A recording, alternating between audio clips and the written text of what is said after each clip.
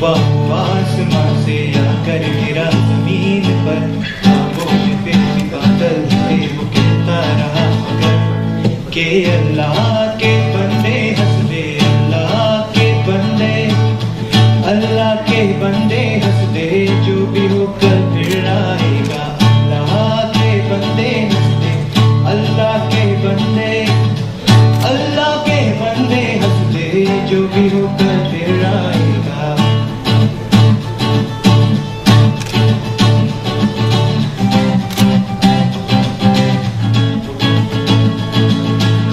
होके अपने पर ही तो उसने था उड़ना सीखा, होके अपने पर ही तो होके अपने पर ही तो उसने था उड़ना सीखा। बिखरे टुकड़ों में अल्लाह की मर्जी का मंजर पाएगा। अल्लाह के बंदे हंस दे, अल्लाह के बंदे, अल्लाह के बंदे हंस दे, जो भी हो कल फिर आएगा। अल्लाह के बंदे हंस दे, अल्लाह के बंदे, अल्लाह के बंदे हंस दे, जो भी हो कल फिर आएगा।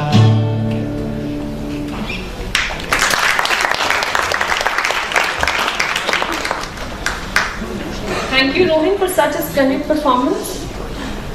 You have more? Okay, great.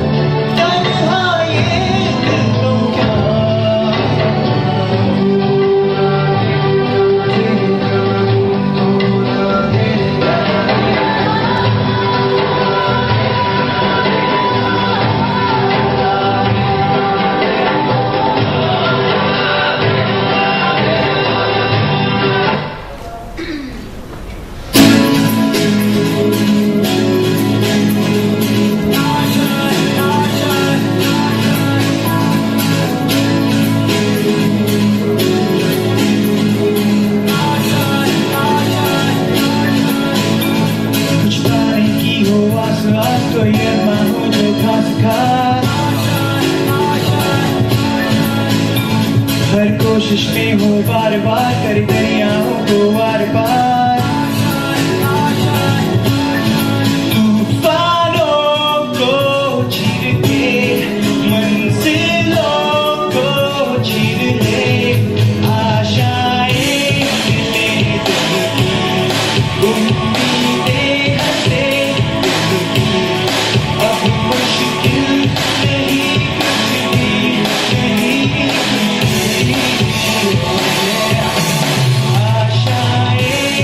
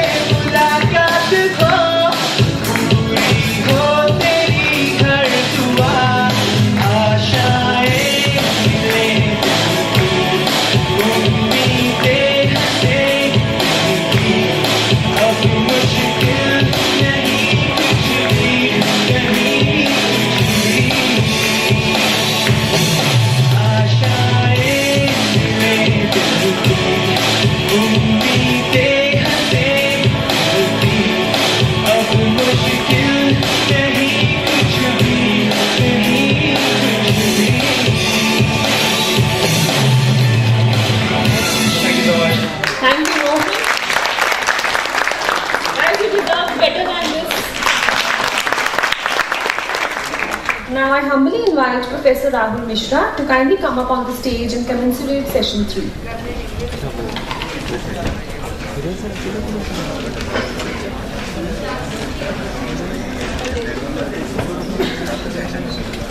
Good afternoon. Welcome to session 3rd. This session is about failure, which is another important aspect of startup. So in the first session, how to start. Second session was about how to raise finance. And third session is to face failure and how to overcome those failures. We have seen that there are startups which started at the same time faced a lot of problems, but they also created a lot of glories later on. So I invite 4 very distinguished speakers of this session: Mr. Nishit Kumar, Mr. Ankur Jain, Mr. Rishabh Chopra, and Ms. Kanika Khanna to come up on stage. And round of applause for them.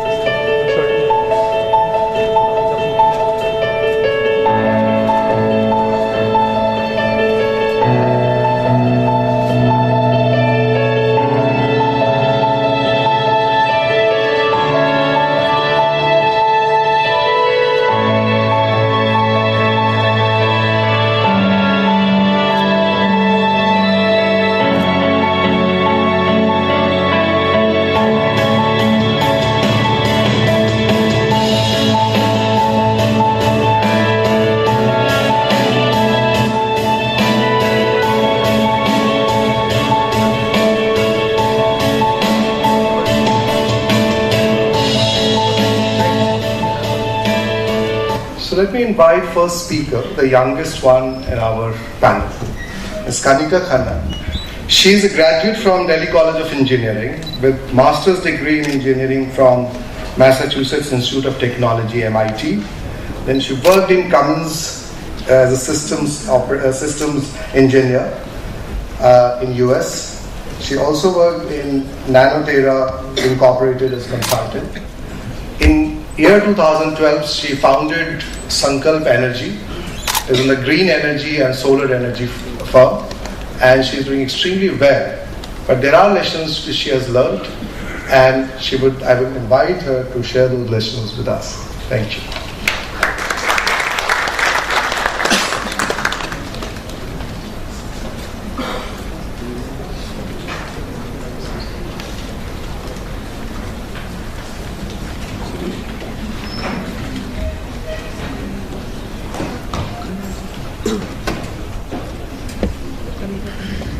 Thank you for the introduction, Rahul. They call for some support from me so that I can look a little taller for you guys. My name is Kanika and I am not 15 years old. So as Rahul mentioned, in 2011 I was over the moon. I was on a single income in the United States, earning in US dollars, traveling every year to a new exotic country. And in January of 2012, I don't know what happened, I decided to quit my job, come back home and start Sankalp Energy. And so Sankalp Energy is a rooftop solar photovoltaic company. Around that time, people had just started getting, understanding of what solar power is really. And so failure. For the first 8 months, I did not sell even one system. I did not earn a single rupee. After being used to having all that money in my bank account, suddenly I was looking at an empty bank account. What was going on? So I'd go to potential customers, give my pitch regarding solar power, and the first thing that they'd ask me is, Kanika, how old are you? Just like Mr. Nishit here asked me, maybe like 2 minutes into our conversation. So like I said, my name is Kanika and I'm not 15 years old, or I'm not a terrorist. That seemed like, looking young seemed like the biggest failure. My parents must have had some screwed up genes. That was in 2012. Today, standing in 2014, we have tripled our turnover over last year. We have solar power plants in 5 different states. We have growth partners or franchises in 3 different states. And it's looking all positive. It's looking up from here.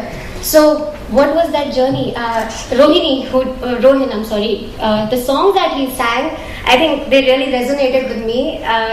That pretty much described my entire journey. It started with, a low point, and then there were high points, and things are working out right now. So, what kept me going? 8 months of no income, 8 months of no project being sold. Obviously, perseverance or wanting it badly enough. I could have gone back into the job market, but I did not. So that's definitely, just wanting it badly enough needs to keep you going. Money. Second thing that you need to keep growing and to sustain is money in the bank. Yours, some maybe the Indian Angel Network's money. So while you start your entrepreneurial journey, look at the amount of money you have in the bank, calculate how long you can sustain, and divide that number by 3, because that's the way it's going to work. And obviously, the third thing that you need are customers. Customers and a very strong sense of validation with the. So if you're making a product or if you're giving a service that the customer doesn't want, lots of people get into entrepreneurship with this really cool idea, right? I want to build this new cool thing or this new cool app. And I mean, to be honest, that's how I started out, solar, and that's so cool. You can make electricity right off your rooftop. But that's not the way your customers are going to see it. They're going to ask you, what's the return on investment, what's the IRR, what's the break even, what's my levelized cost of electricity from these solar power plants. That's the question. Those are the questions that they will ask and those that you have to answer. So throughout your business plan and throughout your journey, keep validating with the customer, and that's how things are going to keep going forward. And then obviously the customer itself, once you do get a customer, ek baat pakad liya customer ko, make sure you service them really well, because they are the ones who are going to refer you forward. So almost 50% of my business today, I am proud to say, comes from customers who refer us forward to others. And I think that is forget the triple turnover, that is my single biggest achievement today. So like I mentioned, those 4 things are required for growth. Obviously, you need to want it really badly, right? And you need to have money. Grow your business to a certain stage. If you're self-sustaining, great. Otherwise, there's always venture capital. And then the third thing that you need is customer validation at every stage. And then the fourth thing that you need to sustain growth is customer service. You want your customers to repeat customers. I mean, that's the whole story. So, like I mentioned, another of my biggest failures, looking young or whatever, walking into a meeting with a potential customer and they ask me, Kanika, how old are you? In other words, they're trying to tell me that you don't look like a typical person who would understand engineering. You don't look like somebody who can explain it to me, or I'm not sure you can give me what I'm looking for, right? And how do you overcome something like that? How do you portray yourself as somebody the customer can trust? In my case, it's this. In somebody else's case, it may be another thing altogether. And the one biggest lesson that I took away after months of sitting in my room and wondering, what did I do wrong? Right? I have a degree from a great engineering college. I am good at what I do. I am an engineer. Why can I not offer them good solar power plants, or why would they not buy from me? After all that destructive and wasteful thinking, what I learned was the art of the introduction. So walking into a meeting and being able to introduce very succinctly, very clearly who you are, what you do, what your background is, what your story is, and why the person in front of you should talk to you or should even listen to you. So that's the art of the introduction is something that I learned from surprisingly business development at Buffalo Wild Wings. It's a restaurant chain. And I ran into him for some purpose, for some business work, and he very, very excruciatingly, over 5 minutes before he got into any business discussion, told his entire life journey. I mean, he just had to tell me which hospital he was born in. That was the only thing left. So I think when I was invited into to have this conversation with everybody here by Shruti, I wondered, why am I being invited to talk about failure? I've never failed in my life. I did not think of 8 months of no earning as failure. But I never failed, I always learned. And sincerely, that's what I wish for each one of you, that you learn from every failure that God is kind enough to send your way. Thank you. And one last thing, I actually want to end with my favorite quote about entrepreneurship. For anybody, how many people out there want to be entrepreneurs or startups? Okay, that's a good number. Probably a quarter of the people in the room. That's excellent. So just remember that entrepreneurship is the ability to jump off a cliff, believing that you can assemble the parachute on the way down. Thank you.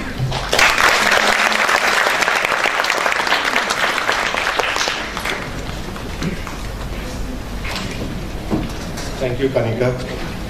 You are well spoken and you're quite an inspiring figure. When I saw your CV and when I met you, it looks that you have achieved so much in such a young age that I'm feeling a little overawed by your presence. We have our next speaker, who is from ISB Hyderabad. Is Rishabh Chopra. He is also very young. And also he has done so much that you feel overawed by that what I'm doing for all these years. Rishabh is founder of Transformative Learning Systems Solutions, a digital educational publishing company, selling books and digital material, learning material all across the world.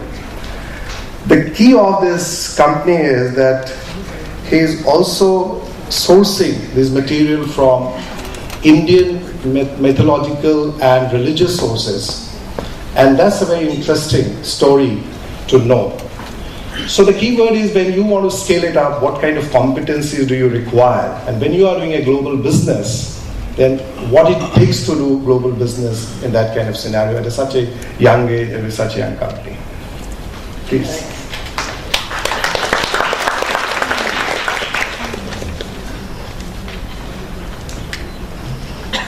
Thanks for the wonderful introduction. In order to, be within my 7 minutes, because I have a habit of talking a lot, as my team puts it very often, I've tried to, put together some key points and what to do.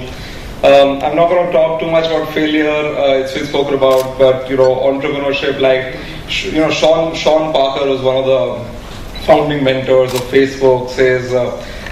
Starting a business is like eating glass. Ultimately, you start to enjoy the taste of your own blood.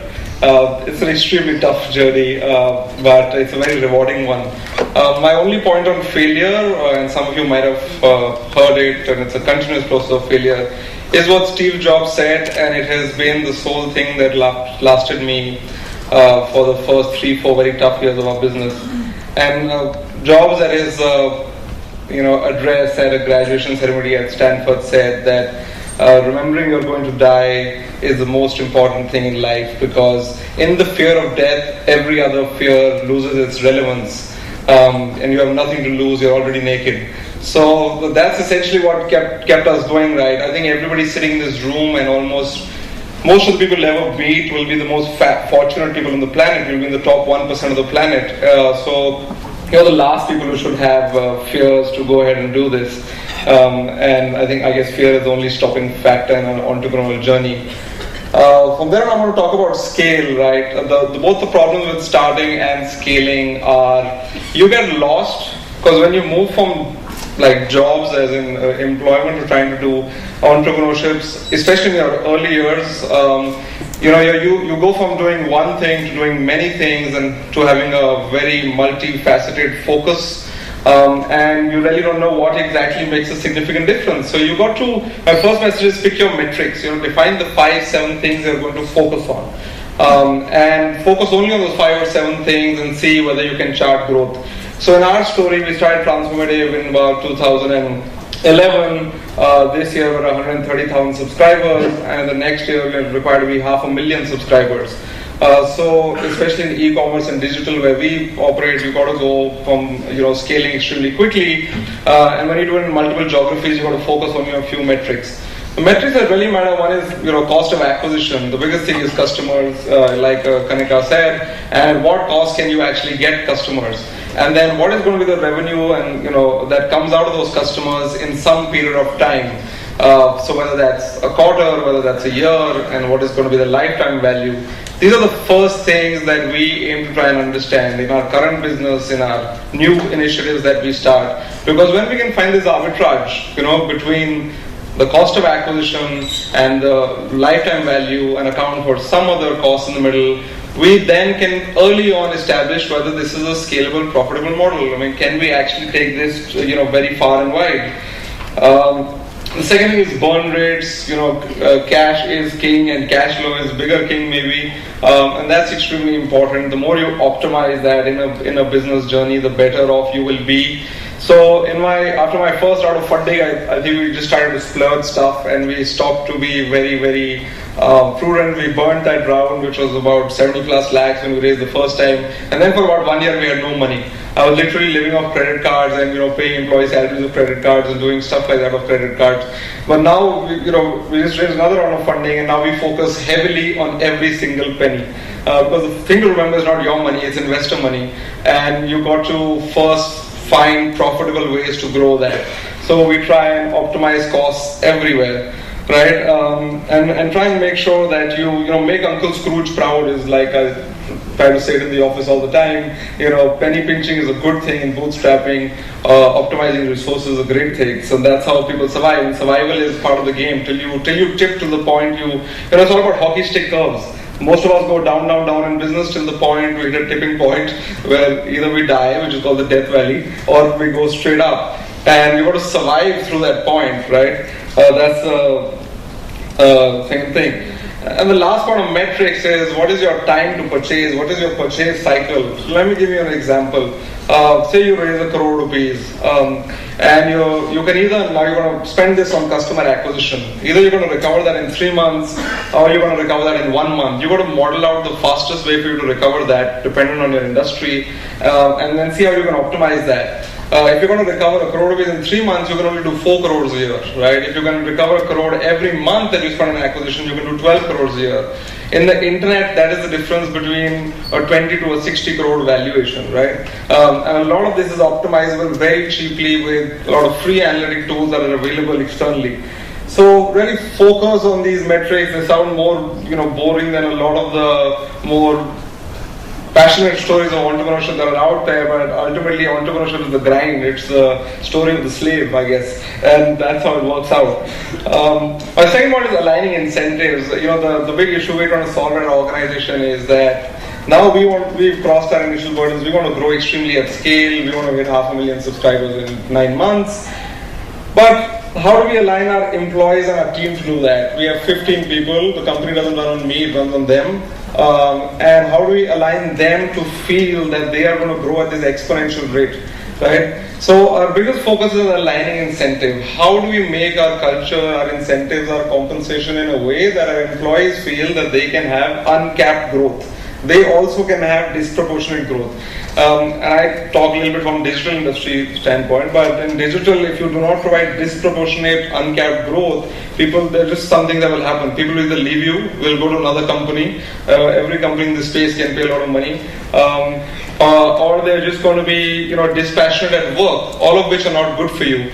If you align employees' incentives on very specific metrics of revenue growth, contribution to culture, contribution to team, find a measurable way to do you can have far better outcomes, and you reduce your management and motivational costs. You don't have to, chat to people at lunch every day and say, hope life is good and life is good and all of that stuff. You got to, they themselves come to work in the morning and think about the fact that what they do has an extreme possible outcome. So, my advice to you, align incentives. The other thing is, this is the cheapest time, I guess, in history for someone to start a business. Nothing needs to be done the way it used to be done. Think of things differently. Use stuff like Odesk and Freelancer.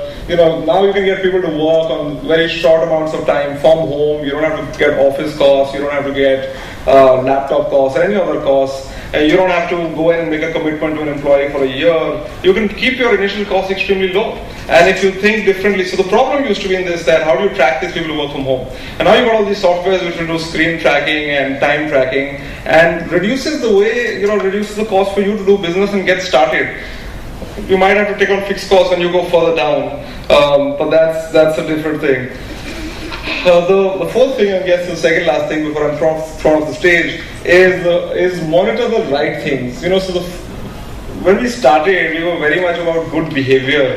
If you come on time and you stay long, so we love you more, and we smile at you more, and all this thing about if you're the good boy, we'll be the good parent. If you're the bad boy, we'll be the bad parent. And now we try to change that. We try to monitor the things that define performance, success, and outcome. And now that people don't feel like they're in daycare with parental guidance, they automatically are more incentivized to get the best outcomes for us. And people have a greater time in office, they are able to stay there longer, they feel like they're building something which is more accountable to them. The last thing I'll speak about is, I think my tough times in starting the business was because I maybe started business for the wrong reasons. And a lot of people get into entrepreneurship because you think this is the way to make big money. Right? The truth is 90% of businesses fail. A lot of corporate salaries are pretty big nowadays. Especially you went to like a school like Kanika, right? Not necessarily my school, but anyways, if you go to a great school, your corporate salaries are probably very significant. So why should you start business? And I've more and more come to the conclusion that you should start business because of a mission, and if you think you're going to create significant value. Are you going to solve somebody's need, problem, dissatisfaction? Are you going to save them emotional or financial cost? Are you going to create a better place for people to work than other people will provide? If you're going to create disproportionate value is when you're going to have a successful business. And then you won't worry about the money every day. A priest who sold a best-selling book said, money doesn't make people happy because otherwise there won't be so many rich people who are dissatisfied. The purpose of life is to serve. And when you create service in business, I think you make money and you have growth and you have a happier stakeholder outcome. Okay, so with that, the end of my contribution to the graveyard session. Okay.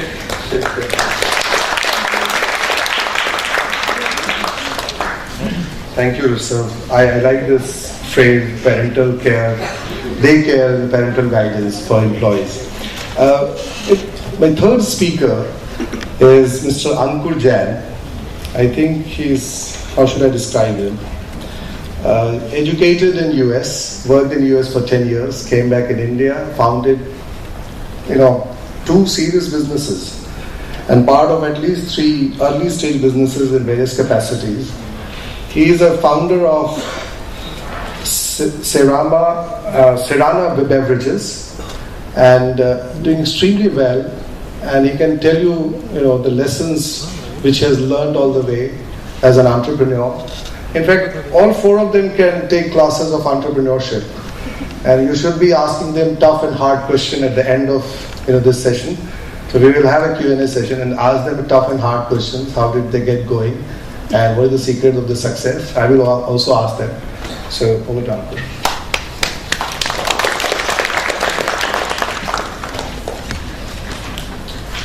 Thank you, Mr. Mishra, for the kind introduction. I'm Ankur Jain, and I'm in the beer business. So, how serious can it be, right? So, I had 3 sort of points to make on survival, which are from my personal experience. This is my 3rd business, and I started in 2009. I moved back to India in 2008 after about 10 years in the US. Only 5 of them were working in the US, 4 were getting educated. So I've run my current organization for about 4 years, and the first 3 years were disastrous because it was the first time I was working in India as an adult. It was the first time that I was running a business in India, and we went from literally 20 employees in the first year to 3 employees until in 2013, August, I had exactly 3 employees, and now we're back to 35. We just raised a round of capital, 2 rounds of capital, and we're in the process of raising a 3rd round. So it's been an insane roller coaster. But I have three points to make about survival, which are predominantly from my sort of experience of the last 9 years as an entrepreneur. And those 3 points were, I think it's all about 1 F and 2 B's. And the first, the 1 F about survival is that you must have fun. So fun is a very underrated sort of thing. And I think the only thing that's allowed me to stay an entrepreneur for the last 9 years is the fact that it is a lot of fun. And I do what I enjoy. So I think it's impossible to go through the upheavals of entrepreneurship or of life if you're not having fun. And so every day has to be about fun, no matter what you're doing. The 2 B's are, the first one is be yourself, because you can only fake it for so long. And it's really important that you find yourself and you embody that. So we just launched, or we're just in the process of launching a brand of beer in India, which is called Biru, which is sort of an unapologetically Indian brand of specialty beer. And the tagline there is Be Biru, which stands for Be Yourself. And so being yourself is extremely important, because it is my belief that businesses are an extension of people, and brands embody people. And so both businesses and brands have a lot more sustainability if they come from the heart, if they come from within. And the third point, which is the second B, is believe. Sometimes you start a business with a cool idea. Sometimes you start a business with just a belief that you will have a cool idea. So I think it's really important to believe in yourself and believe that you'll be able to cross the channel and get to the shore. And I think that's something that's sort of a non-negotiable as far as life is concerned, as far as entrepreneurship is concerned. So those were the 3 things that I wanted to mention. Thank you.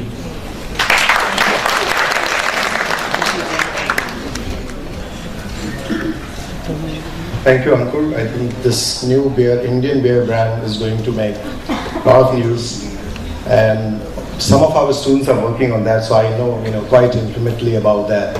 A lot of information about this Biru brand of beer, and soon we will have a lot of ads coming on that. This fourth speaker is Mr. Nishit Kumar. When I was reading his CV, I was totally overawed how to describe him.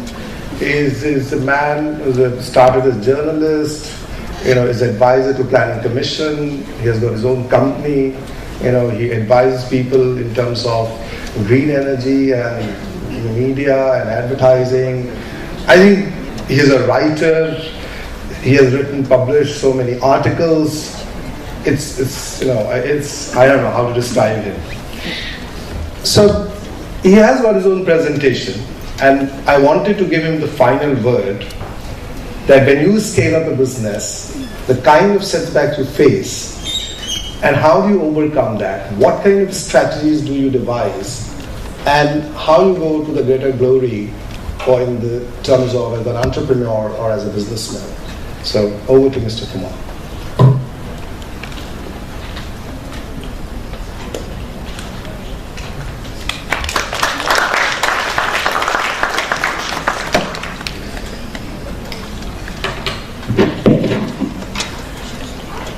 Thank you so much for having me here. I belong to a city which is about 1500 kilometers from here. It's called Pune. Before I start, I'd like to mention 2 takeaways and 2 caveats. And I promise to be brief. The takeaways are very simple, The takeaway is, number 1, when I heard the young man singing, what came to my mind was a phrase from an old song, and it still resonates in my mind. There's lots of space within my skull because there's no intelligence anyway. And what resonates there are the words "Gata rahe mera dil." So I thank him once again, and thank you all for having me here. The second takeaway which I hope to take away from here is that though I have not had the opportunity of getting to know him a little better than the other panelists, I would certainly like to get to know Ankur much better, if for no other reason than the fact, hell, I like beer. The two caveats. First of all, I must compliment Professor Rahul Mishra for his adroitness and tact. I'm a telepathic kind of guy. So if I can combine some of the words which young Rishabh used and the thoughts which are in Professor Mishra's mind and make a kind of khichdi out of that. Rishabh called it the graveyard session, and when you end up becoming the last speaker in the graveyard session, you don't know whether you're a grave digger or you're going inside the grave. And Professor Mishra knew very well, and I could read his thoughts, that he was going to disconnect the mic. The second caveat, so therefore I'll be brief, and the second caveat was a point which Kanika mentioned when she spoke of. I think I have transgressed in asking a young lady her age, but she didn't understand the completeness of the question, and that connects me with failure. The speakers mentioned how you get into becoming an entrepreneur. The first reason I asked her that question was, I have two daughters, and I figured she's probably my younger daughter's age. My younger daughter is at the moment simultaneously, she's on a fully funded scholarship, so she's simultaneously doing her doctorate in biotechnology and bioinformatics from the University of Wisconsin, and as a special exception, she is also continuing her MBA from the Harvard Business School. When she went to America, on the face of it as a father, I thought I should play my fatherly role and check out कि बिटिया कहाँ रहेगी. But on the website I found out that they give you 2 BHK fully furnished flats with heating and private car parking. I immediately mailed her my CV saying, अच्छा बावर्ची हूँ, I drive, I cook, I clean, I sweep, I even know how to use a Hoover. And promptly came a mail which says, Daddy, zamana badal gaya, model nikal gaya. So therefore, you need to learn to have fun. And when I asked her, I said, what's your target and mission in life? Rishabh spoke of metrics. See, when you talk of metrics, I asked my daughter, I said, what are your metrics? What are your targets? What are your milestones? You have to have them. She said, Dad, it's very clear. I intend to be an MBA and a PhD from some of the best schools in the world by the age of 27. I said, brilliant. Milestone number 2. She said, I intend to come back to India for 1 year, that's for sure. And I said, what are you going to do? Are you going to work with a pharma company or a research lab or what? She said, nothing like that. For 1 year, I'm going to have fun. So I said, put that into metrics, define fun. And I just discovered she's serious. And I'm a bit stressed about it. So what I did was I immediately transported my wife to America, where she is for the last 9 months. Now my stress is reduced and my daughter has stress.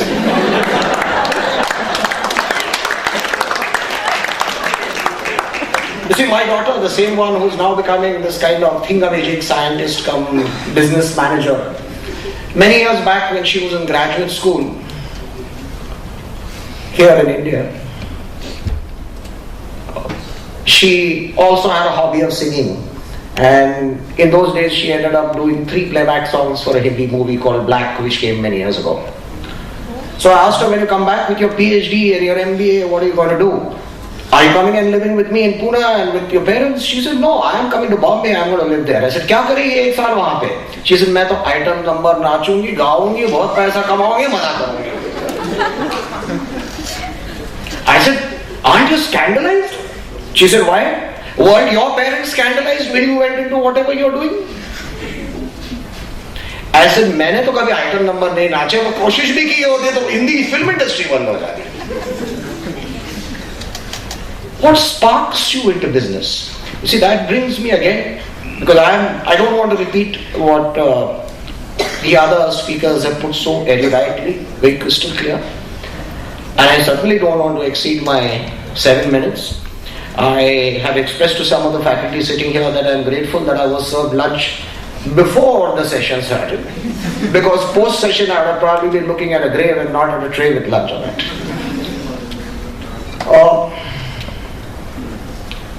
See, they come from very well-renowned business schools. I teach at some of them. Generally, I am rarely called twice over with a very quick turnaround, because if I get exposed to people too much, they don't want to see me again. One of the schools where I am fairly often is two schools in the United States. One is called Stanford, where I have a weekly workshop every year, and the other is a school called the Kellogg School of Business, where I have a wonderful mentor called Philip Kotler. And we sit and we debate. And I guess, without knowing what it is all about, I sensed this and I realized this in my very early days in business as an entrepreneur. That it is people who make money, not money which makes money. That was my first learning. How did I get into business? See, I come from a non-business background. My father was an army general, probably the most typical general you can think of. जूता अच्छे तरीके से polish नहीं होता ताकि आपकी सूरत उसमें दिख जाए तो स्कूल जाने की इजाजत नहीं होती थी. And my father used to have over dinner this sermonical ability to give you profound thoughts and ask you the next day, what do you think about them? I was finishing my schooling days. I was rather young because my parents were generally abroad. They were in the army, then the UN and whatever. So because you changed countries very quickly, you got kicked up to another class. And I was about to join college at, that says hurry up, shut up. Impolite words. So that's how I moved. And my father told me one thing. He said, he gave me a quote. That's Roy Emerson actually. And he said, son, remember, emotions are a luxury which only a fool can afford. Emotions are a luxury which only a fool can afford. When I woke up next morning and we sat down at breakfast, he asked me, what do you think about it? I said, I have a question to your question. So he says, what's that? I said, if you say emotions are a luxury which a fool can only afford, then what do I do if I am a fool? The point is, ladies and gentlemen, emotions are intrinsic to people. Essentially, I have to speak on two things. One is failure and the second is scalability. Out there, I put, because I kind of telepathically realized that I would get a note like this from Professor Mishra. I have listed out 10 points in a sequence which I think is fairly self-explanatory. Unless you follow these, and it starts with passion. I know that sounds as kindly, strangely sexist comment, but it has to start with passion, and my inference and my implication as far as passion is concerned has nothing to do with gender relationships. You have to be passionate unless you believe you can't get others to believe. She spoke about banks not giving you money, customers not entertaining you. If you don't believe in yourself, nobody is going to entertain you. You have to have clarity of vision. Rishabh spoke about metrics. Don't start with a vague idea, be very specific. Take a look at being very open-minded. I helped found and I still help run a small university in Pune and a few other cities. It's called Symbiosis. We started when my previous professor asked me, I had done my MBA, and he asked me, he says, यार तूने वो कोई degree की है, वो क्या गाली है क्या डिग्री है क्या है? I said, वो मैंने MBA किया है सर. So he said, हाँ वही. So I said, what? He said, we are starting a school here, an MBA college. We have students, but their parents don't know what this is all about, so they've said they'll pay fees at the end of the semester. As Professor Mishra will probably agree with me, that unless you have faculty, you can't teach students. And good faculty like him, and I'm trying to, baska lagav him, don't get paid nice salaries, they won't continue as good faculty.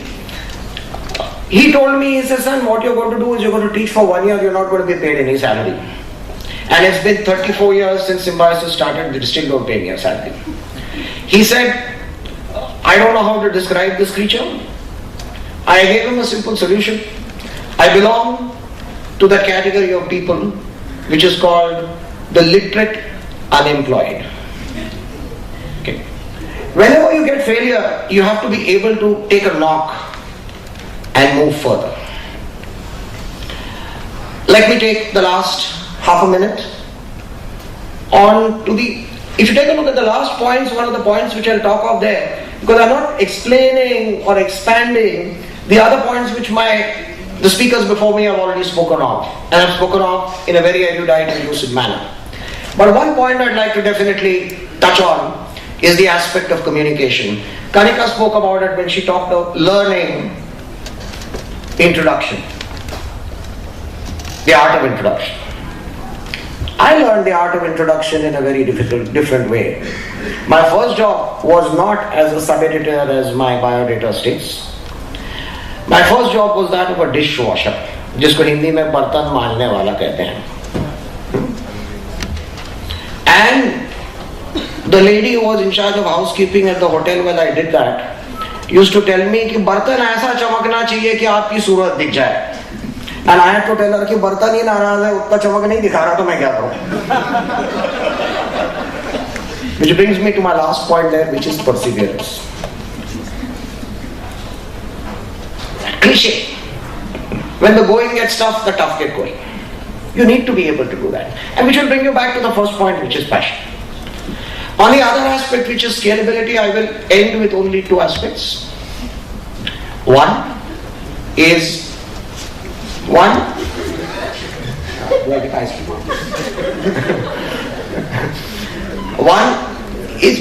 do you mean by scalability?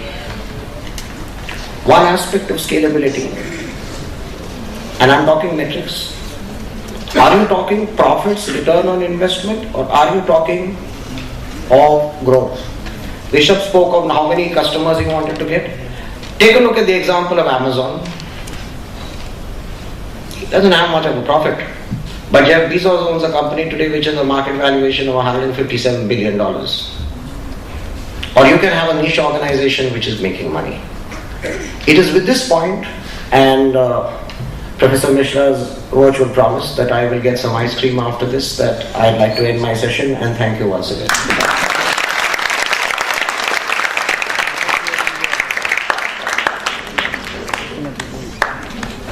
Thank you, sir, for your final word this session. We have got time for two questions. So, those who are interested, I think, yeah, I see a hand going up there. Yes, Amit. Give it to Amit. In there.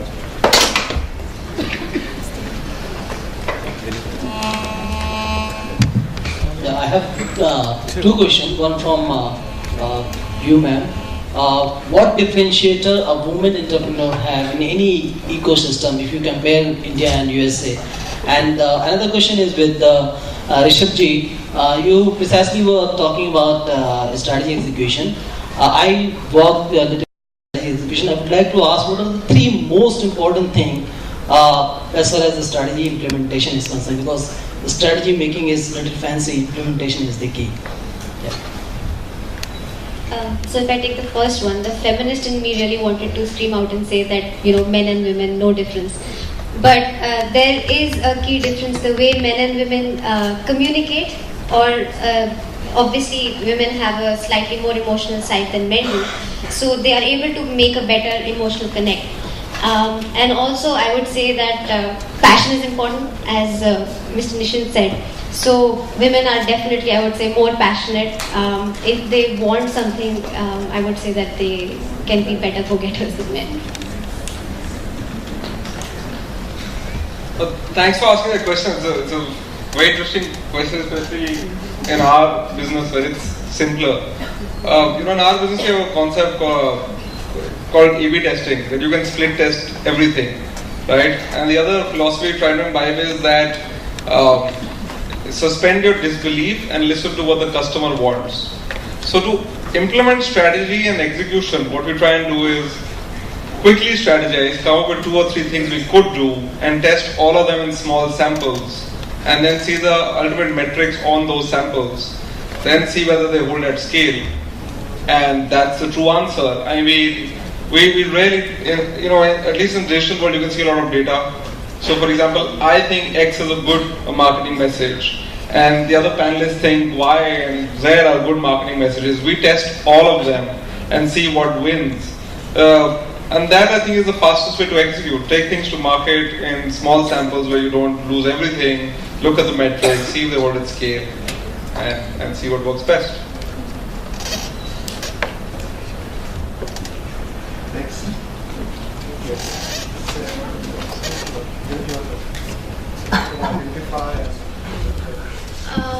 Good afternoon, everyone. My question is, Mr. Chopra, what kind of an ecosystem do you think is required for a startup to overcome initial setbacks or failures? Sorry, I can't see where you are. Yeah. Okay, I got the question. You want to know the initial factors regarding the ecosystem for success or failure? Yes. Okay, so I was very lucky to be incubated at ISB, and at the beginning I was really fussy about it because when you don't have any money, you want any money. When you start getting money, you're always fussy about valuation and stuff like that. But I think the really important things that we got in that incubation system, which I think are essentially things for the ecosystem. The most important thing is you need the ecosystem of mental support. So we had the combination of 5 or 6 other entrepreneurs all going through tough times, and that was a good psychological ecosystem for all of us.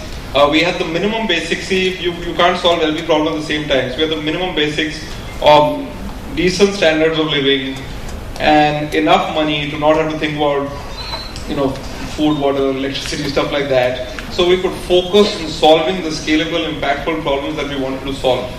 So I think that's the second essential. What is your basic requirements to focus on the problem you want to solve in business? You should have. And I think those are the 2 basic, and in this I include financial because most of the things come down to financial. I think later in life, or a lot of people start to worry about circumstantial factors. So you go closer to 30, you're closer to settling down, family, kids, all of which are on a practical level rising expenditure levels. So I think runways in startups are very important. How long can you survive on that downward runway before you start rising? So make sure you have a large enough runway with the correct mental support system and a good learning support system. I hope that answers that question.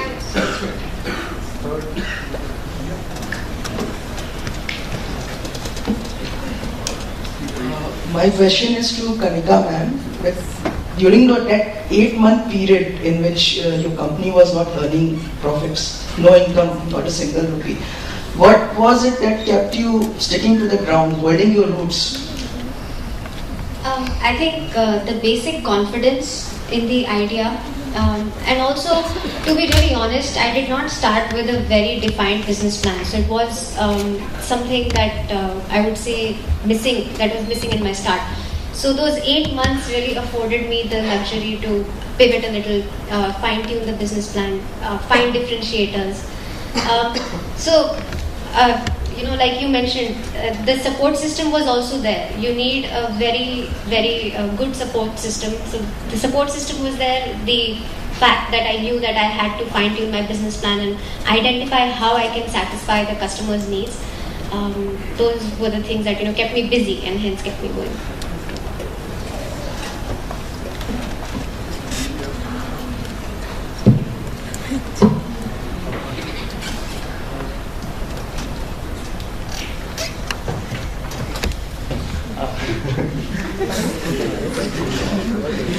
My question to Nishit Kumar sir. Sir, in today's session we got to know that there are failures as well as success in this field, entrepreneurship. But I would like to know that as a student, next 2 years of our MBA, what skills we should, what skills we should develop to be successful in this entrepreneurship. That first slide which I showed you, and I think I'll take 30 seconds more than I'm allowed because Professor Mishra began with saying only 2 questions, now he's gone to 4, but I won't exceed my time 100%. The ice cream matters. See, one is focus and introspect on what you really wish to do. So the ability to learn to listen rather than to talk is most crucial. And listen within your mind. Use every minute that you have as quality time. I'll ask you a question. In life, every resource can be acquired by some means or the other. You don't have money, you can get an angel funder, borrow, steal, float an issue, whatever. The same applies to every other resource. But could you kindly explain to me, with what currency do you buy time? So first is focus and introspect. And mentally fine tune, and as Rishabh mentioned, there are plenty of metrics available. Do a lot of model testing of the business plan or the business you intend to enter. Third, go ahead and learn to communicate better. Fourth, learn to have fun, as Ankur mentioned. Because you do best what you like best. This is the 4 fundamentals you need to develop. Within that, there will be subsets of skills. Thank you. As a moderator, I also want to ask one question to all of you, can respond to that. Has education, all of you have gone to very, very good institutions, world-renowned institutions. So has education any way helped you in taking the journey of entrepreneurship or the path of entrepreneurship, or establishing a firm or running a firm? Or is it inadequate, or you are learning every day? So the specific kind of education, so I have a background in manufacturing, but my venture is not in manufacturing yet. We're going in that direction. So that's, if I say specific education, that is not something I'm using, but education is more a way of thinking, right? It's the way that you approach a certain problem, the exposure that you get. So that certainly has helped tremendously. And not just education in school, even out of school, being educated at my previous jobs. All of those things, everything in the past has helped in where I am today or what I am doing today. Okay, I'm going to try and answer it statistically with everything. So I think education helps. If you look at the stats, all the most talked about entrepreneurs today who built all the biggest internet companies in India today, almost all of them have a master's degree or went to IIT or went to IMA or went to a top education institute. So if you look at all the great entrepreneurs in the valley, all of them are associated with top schools. I just think all these dropout stories are overrated. If you go to the root of them, they are very rare, and there was that one exceptional being who was ahead of the curve. But even 90% of the valley is from. I mean, the reason the valley exists is because of Stanford, where Nishit visits often. That's the reason it exists. It exists around a knowledge center. So that's the first thing. The second thing is about continuous education. So if you looked at my phone, I download 2-hour-long fireside chats of all the great entrepreneurs. I listen to them while walking, in the car, wherever I go. So continuous education is the biggest thing. Use these things from where you can download YouTube videos, put them on your smartphones, put them to better use, and listen to them all the time.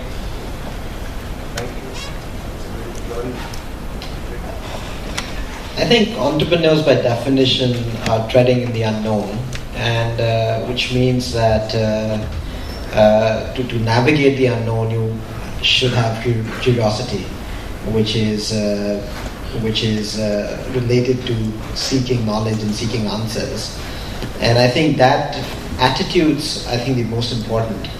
And I think that really comes from school, from being in an environment in college. If you take it seriously and if you take it in the right spirit, I think it really does help you develop that. I think also, I went to an engineering school, so what a technical background or an engineering background allows you to do is look at problems analytically, which is again very important in navigating the unknown. And but I think one part of education, I actually had a hard time finishing college. But one part of education that I do not really agree with is the expectation to be straitjacketed, and I think the expectation to be to behave in a certain way, or to learn in a certain way, or to learn only things that are in the curriculum, I think that can be constraining. But otherwise, I think it's a great platform for.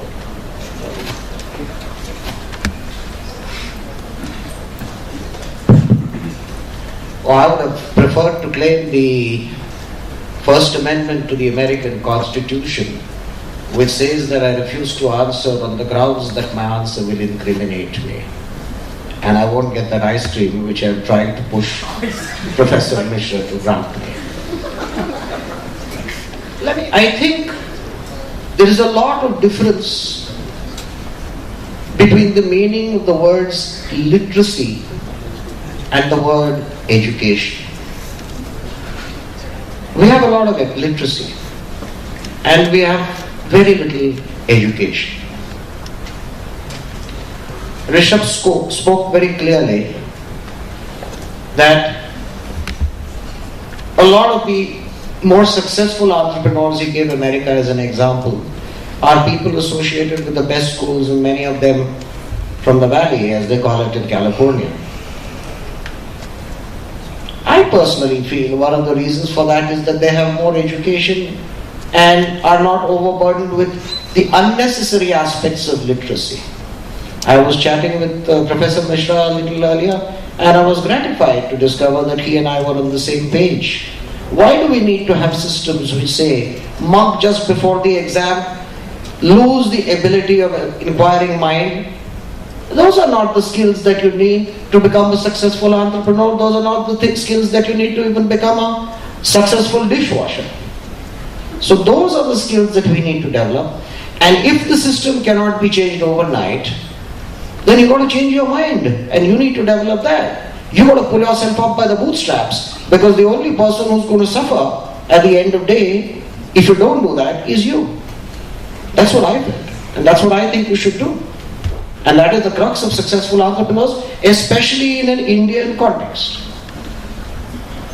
Thank you so much. And I take away from Rishabh that continuous learning, great for our faculty and students, and it will help you to develop as a better person, a better entrepreneur. Round of applause for speakers. Thank you so much. We will run a video here, and then we will go for break, and then we'll reassemble at 4:50. Thank you.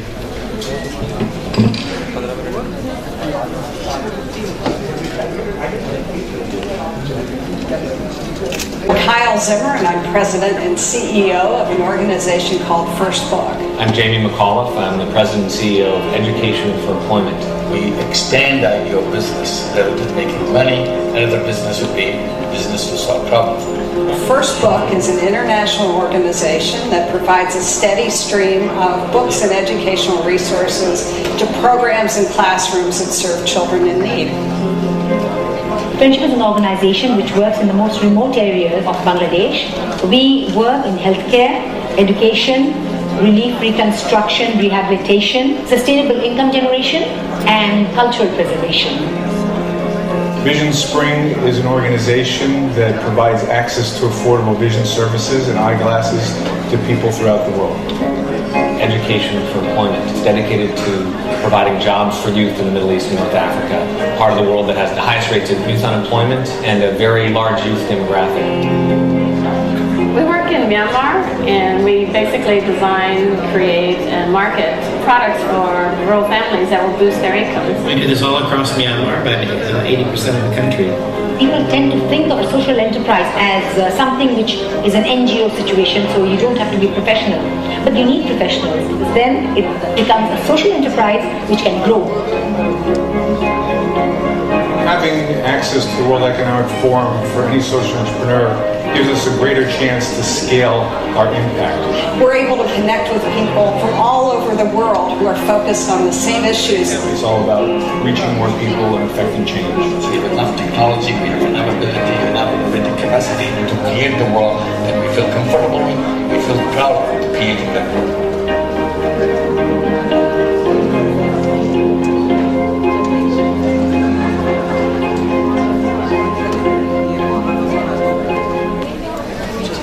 Entrepreneurs are people with innovative solutions to society's most pressing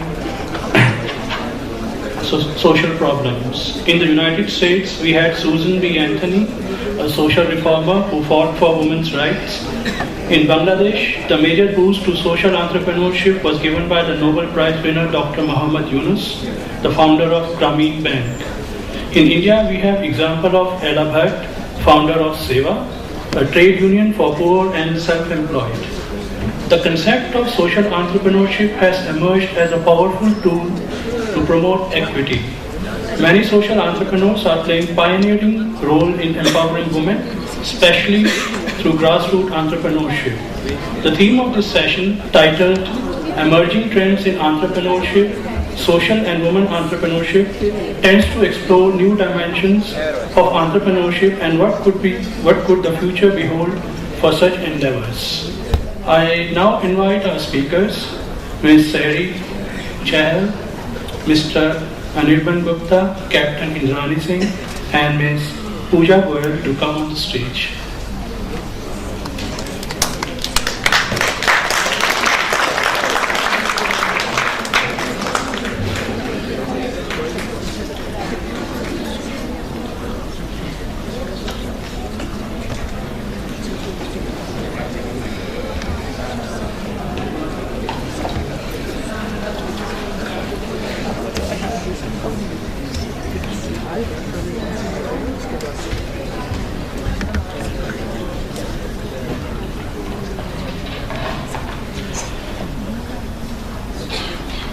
Ms. Sari Chahal is co-founder Flexibumps.in, India's first platform for connecting women professionals with business. Ms. Chahal is also the founder and CEO of Sheroes.in, a career destination for women professionals in India. She is a TED speaker and an alumni of the Cartier Women's Awards. Ms. Chahal has been named by Business Today magazine as one of the most powerful women in Indian business. May I now request Ms. Chahal to deliver the address.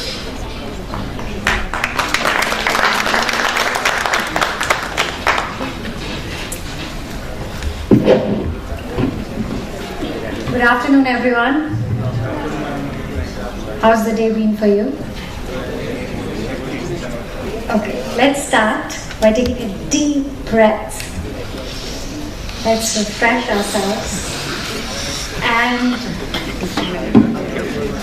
I think, so while I stand here and talk to you, let's make it a conversation that will stay with you.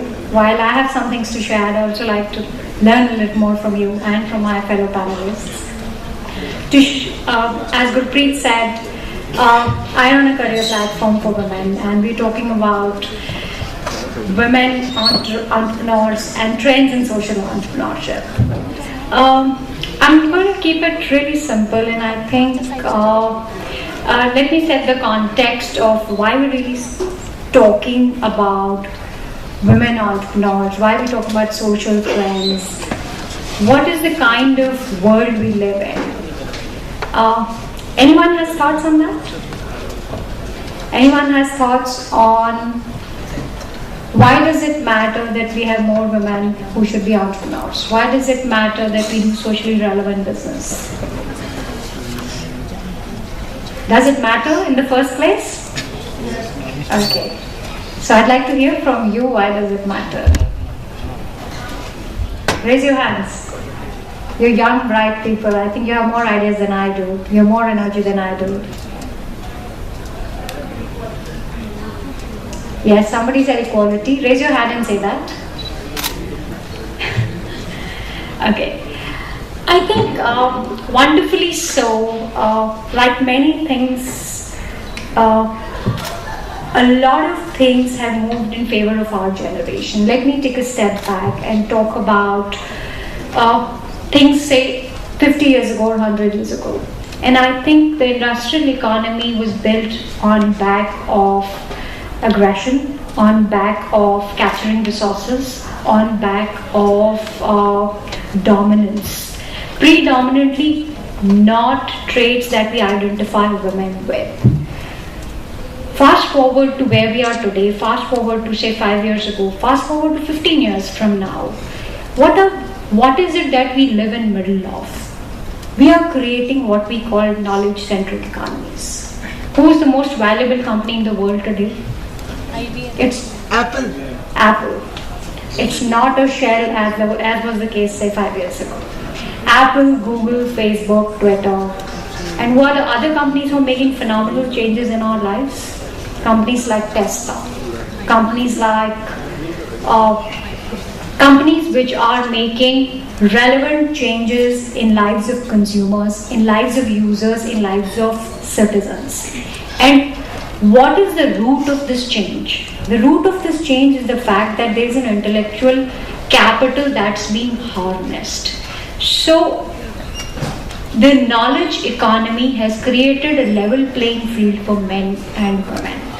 Aggression in styles, aggression and resourcefulness sort of is not a competitive advantage anymore. Let's step it forward.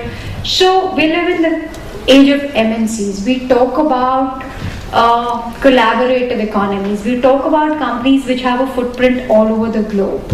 We talk about Fortune 500 companies who are pretty much serving our lives on a daily basis, whether these are banks, whether these are consumer product companies, whether these are mobile phone makers, whether these are technology makers, whether these are enterprise companies.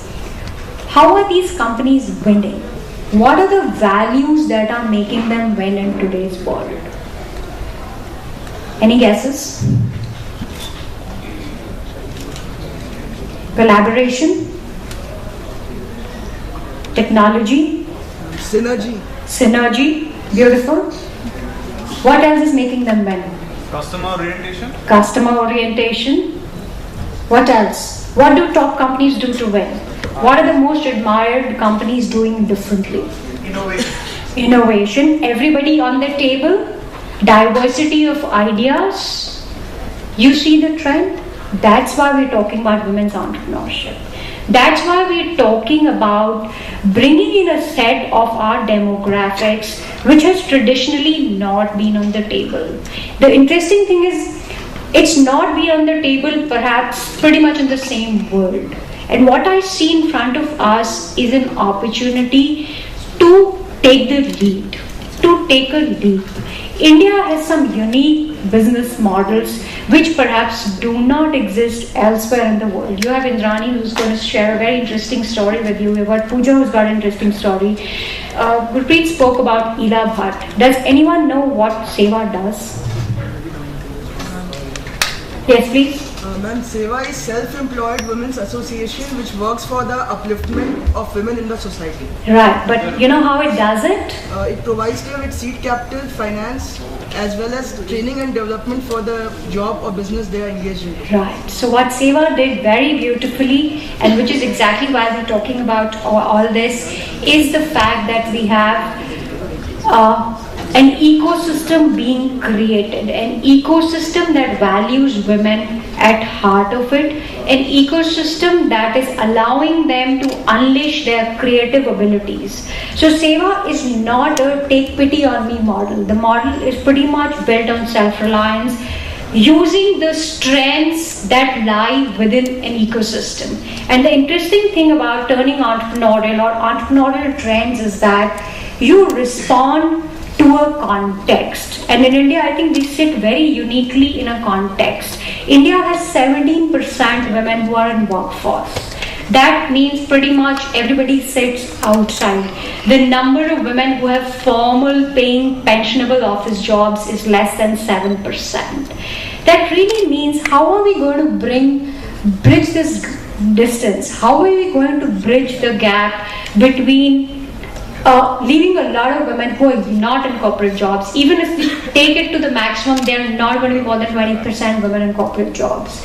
But the ability of this nation to bring women into entrepreneurial roles of all shapes and sizes. They go from as small as home-based food businesses to as large as tech startups, as large as apparel firms, as large as industrial setups. So the opportunity and the range is very diverse. And I think that's why we're talking about women entrepreneurship. There's a big demographic shift that we are at the beginning of. And who's going to lead it? You guys are going to lead it, because you're young, you're energetic, and you are the face of future. And why are we talking about social trends? Because it is significant for any entrepreneurial ecosystem to respond to the context, to solve problems for the society we are in. As India, we have unique problems. Our maids are a different problem, our roads are a different problem, our healthcare or the lack of governance is a problem. So a lot of entrepreneurial initiatives solve that. And you will hear some of these really beautiful stories from our panelists. But the fact is, at the end, it boils down to responding to the context, connecting the dots, sustaining relationships, and creating wealth for all its stakeholders. It's as simple as that. And I'm sure it's a fruitful, wonderful journey that awaits not only us as a generation, but I think us as a nation. Thank you.